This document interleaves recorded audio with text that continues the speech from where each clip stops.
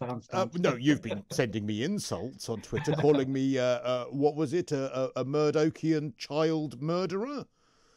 Roughly along that lines, yeah. Yeah, I mean, do you think, really, when I don't actually send you personal abuse, Donnachadh, do you think that that's an appropriate thing to be? I didn't say that. I said that you're supporting that. Supporting child killing streets, I think, is what you said. That's correct, yeah. I didn't say you're a murderer, Chris. No, you said I support something that kills children. Yeah, the fact is that low traffic neighborhoods reduce crashes by between 50 to 70%. And to advocate that we remove those, I think, is really seriously dangerous to children's lives. And we need to protect those lives. That's where I'm coming from. No, I understand where you're coming from. I just suppose that I mean, and we'll get on to personal behaviour, but seeing as you brought up the fact that we've been tweeting, I mean, Gail yesterday, called me a boring interviewer. Today she's called me an attack dog. I mean, do you think that perhaps, implying that I am in favour of streets that kill children, being told I'm a boring interviewer and an attack dog and get too personal, I mean, is that really the way to get people on side with the climate agenda, by being so personal towards those people who are simply critiquing your position? I heard what she said yesterday. She said that your questions were boring. I didn't think they were. I think they're valid questions. I wouldn't have called them boring. But do you think that in general, sometimes the tone from people like yourself, activists on this, are not that which are going to get people on side? I agree with you that the personal insult, a direct personal insult, of calling you a murderer would be a terrible thing to do, and I haven't done that, and I agree that would be wrong. What I do come from is a tradition in Holland where there's this the initiative to protect the streets in Holland and kids in Holland was called Stop Murdering Kids. And that's the tradition we come from with the Dyans, because we're passionate about protecting lives. So yes, we are passionate. Sometimes the passion is expressed in colourful language, but you are right. We should actually try and avoid the actual personal insult. So do you regret now saying that I advocate killing children, streets that kill children? I didn't call you. No, you say I advocate streets that kill children. Yeah, I don't withdraw that, because I believe the campaign to destroy the LTN program is actually endangering kids' lives, and I don't regret that, Krista. That's okay. Where I stand. Do you think it's going to get me more on board with it by you saying that to me?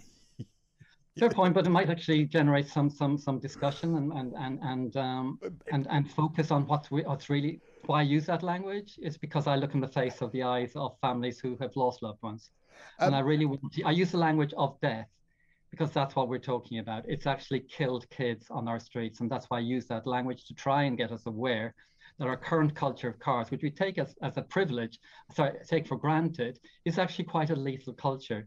Tens of thousands of people dying from pollution from cars, tens of thousands of people dying from climate change, from pollution with cars, etc., etc.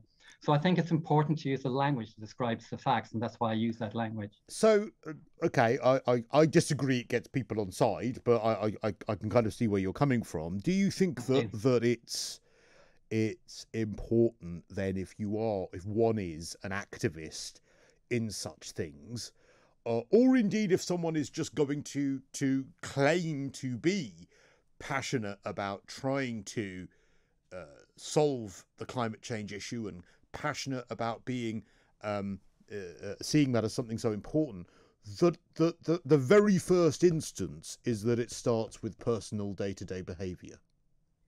I think it has to be both. My personal approach is Gandhian. Gandhi said, "Be the change you wish to see in the world," and that's what I try myself. This broadcast that I'm from my home is being powered by solar panel. I don't have a car. I've never owned a car. I'm a vegetarian. Every single stick of furniture in my home is secondhand. So that's where I come from personally. But I do think what's more important than personal action is actually we get the businesses, banks, and government to take action as well.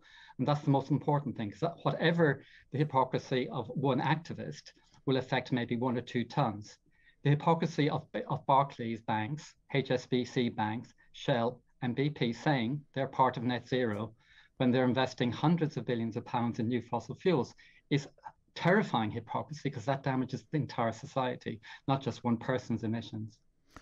Okay, well, look, I want to explore that with you. We're going to go to the news headlines, but Donnachadh, I actually really want to explore the best way, because I think that's where we're not going to see eye to eye, is what is the best way to go about trying to solve those corporations and perhaps some of those countries as well, which aren't doing the right thing about this. So we'll come back to you in just a moment, and I want to hear from you as well on 0344 499 1000.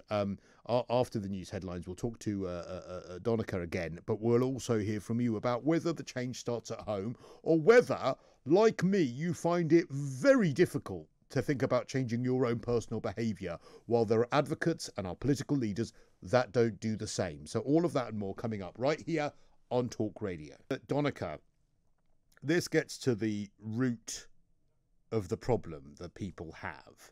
And I will get to what you're saying about BP and the like, but I think people get very, very angry when they see not only their freedoms being compromised when it comes to this from our politicians and from the things like low traffic neighbourhoods and from this message that comes from those sorts of restrictions, that it's got to start with us, it's got to start with personal responsibility.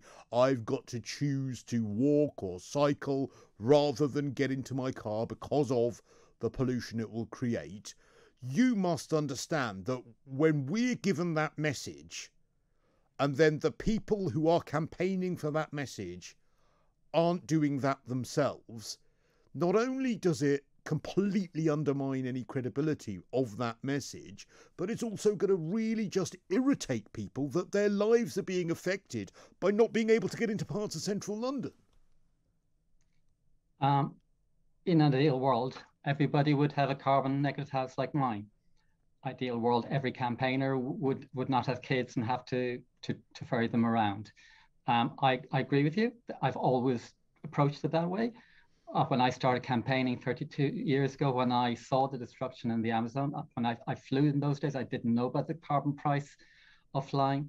And I saw the destruction of the Amazon, and I saw the death and genocide of the Yanomami people. My heart broke. I saw what was happening to them. I came back to Britain. I thought, what can I do about this terrible situation? And I thought, I'm a Gandhian. I thought the most important thing and first thing I would do is try and put my own life in order. And gradually over the last 13 years, I've reduced my carbon footprint where my house is now carbon negative. I'm now free of fossil fuel gas. I've never owned a car. I cycle. I buy secondhand furniture. But shouldn't those, and I get, and I say, we've fallen out before, Donnachadh, but I say fair play to you for doing that. But shouldn't those people, whom presumably you support at Extinction Rebellion, and Sadiq Khan, our mayor, has said that he's with them, shouldn't those people be doing that? Or is it possible to be a climate campaigner, to be desperately concerned about the environment, but still drive a diesel? Because that's the bit that I'm having a trouble with. Well, we're all imperfect in many ways. 2/3 to 70% of British people believe we must take more action on climate, and yet 50% of us fly every year. But not two-thirds of people aren't the ones closing roads though and campaigning. No, but they're advocating action. So what I'm saying is yes, I as a person who understands the seriousness of the danger, I will accept support from you, from Gail, from the Prime Minister, to try and take as much action as we can as fast as possible. And I hope as we go along this process, if each of those people are involved in the movement, as they get more and more into the movement, they understand and learn how to resolve their own carbon emissions, but most importantly, put pressure on the banks and the corporations and the government to help us and to help those who can't do it to do it faster. Because at the end of the day, whether I'm a hypocrite or whether Gail's a hypocrite, the fact is the planet's on fire. Unless we actually put the fire out, we're in so serious will you trouble. Today here condemn the founder of Extinction Rebellion for driving a polluting diesel? I'm not going to condemn her, but what I will say is that I hope that out of this, that Gail will actually look at the options, such as an e-operated. Why won't you condemn? E-bike. You regularly condemn someone like me on Twitter for the privilege of using my car day to day, which is a far less polluting car than hers. Why won't you condemn someone who actually is demonstrably more of a hypocrite than someone like me. You know, you're very, very trigger happy, Donnachadh, at condemning people who don't do the right thing. Well, this is someone not only not doing the right thing, but not doing the right thing whilst closing central London. Well, to be frank with you, I don't know the particular situation around Gail. I know Gail uses trains to come up and down to London from where she lives in Stroud. I know she has converted her house to net zero carbon. So I know she does this thing. I know she's vegetarian. So I don't know how much she uses her car. Maybe it's just only. She uses it to ferry her children pretty much daily, I understood, because they do sports.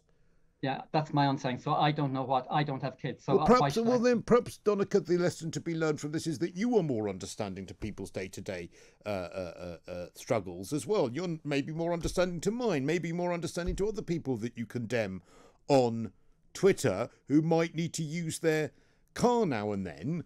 And actually, doesn't this tie into, perhaps, if we're going to talk about condemnation, Extinction Rebellion targeting those particular companies you're talking about? It is absolute lunacy, surely. Yeah. Well, look, we can talk for the next 10 minutes about hypocrisy, or we can actually talk what I thought was very constructive. I've actually said to you, ideally, I would have all campaigners have my lifestyle.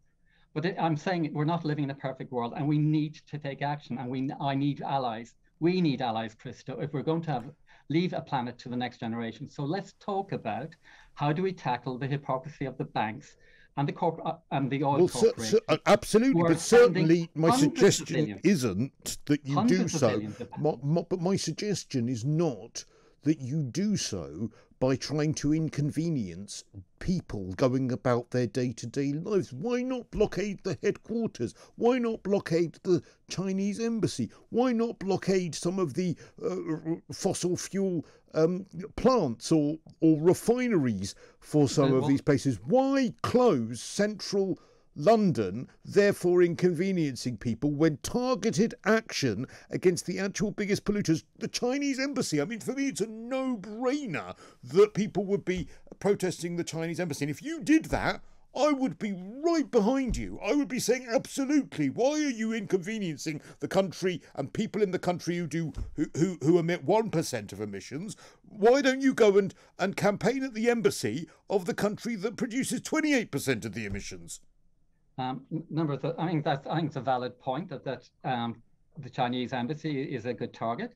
The Extinction Rebellion has staged protests at embassies such as the Brazilian embassy over the burning of the Amazon basin. It has staged protests at the headquarters of Barclays and HSBC. It has staged a blockade last week outside ExxonMobil's depot. It has staged protests at McDonald's headquarters because of the beef destruction. They have this week staged a protest. So then why is this needed this week? Why are they closing central London rather than doing more of that? They're not closing central London. They're closing 1 or 2 junctions, which is quite a modest disruption, to actually raise the alarm. For weeks. What Extinction Rebellion, I think whatever hypocrisy Gail and all the rest of us are guilty of, we owe her a huge debt for putting her freedom and her lifestyle at risk in leading us and trying to sound the alarm. Because if she hadn't, and those people weren't doing it on the streets today, you and I would not be talking about how do we resolve the fact that the planet's on fire,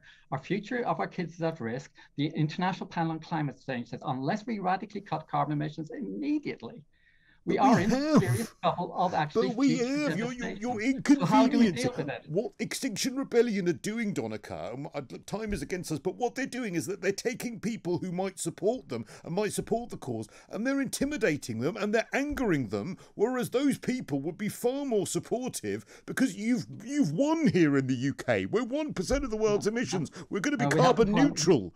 We haven't won. That's propaganda, Nick. Not by you, but it is propaganda. Oh, is it not Murdochian? Sorry, go on. The situation in the United Kingdom. Yes, we can agree on the point that we have to tackle Chinese emissions. One of the ways we do that is at COP or through our colleagues in the European Union, is we impose a carbon tax on imported goods from China that takes account of the carbon they're emitting. That would help China to change. I agree with that. However, as regards the United Kingdom, we are a source of 15% of the global funding of international fossil fuels. We're the source of over 50% of global insurance for fossil fuels. We're a major headquarters for the marketing industries of fossil fuel industry. And so the United Kingdom is responsible for 4 to 5 times our emissions on our investments. So the one thing people could do today, whether they support Extinction Rebellion or not, is move their bank accounts from like Barclays and HSBC, move it to Nationwide or Triodos, so that their money isn't funding fossil fuel expansion. That won't cost them a penny. They won't have to change their lifestyle. And if they did that this week, it'd be a fantastic. And do you know what? If Extinction Rebellion and yourselves had given that kind of message from day one, rather than closing roads, I would be stood there with you. But you haven't got me while you're doing that sort of action. And there, I think, is the rub, and it's really difficult to advocate for personal responsibility when some of the members don't show that themselves, and I think we're actually in agreement with that. But listen, Donnachadh, good to talk to you.